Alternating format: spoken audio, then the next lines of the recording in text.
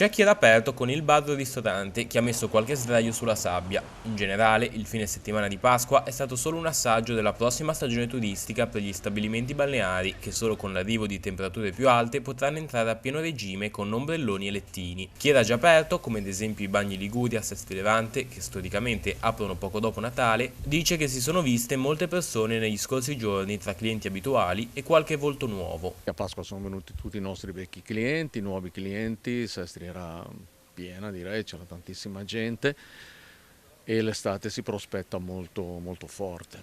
Le prenotazioni sono già moltissime, cosa che negli stabilimenti del Tigullio è piuttosto frequente perché la clientela è soprattutto la stessa di anno in anno. Le principali preoccupazioni non riguardano il numero di persone che frequenteranno i bagni quest'estate, ma in primis la messa a gara delle concessioni che dovrebbe avvenire entro la fine dell'anno.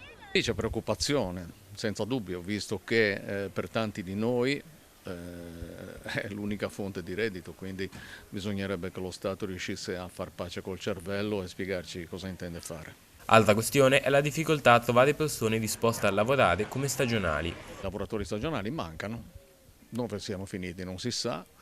Io non credo al discorso del reddito di cittadinanza perché io non conosco nessuno che prenda il reddito di cittadinanza e quelli che conosco io, nessuno di loro conosce qualcuno che prende il reddito di cittadinanza, quindi chi lo sa.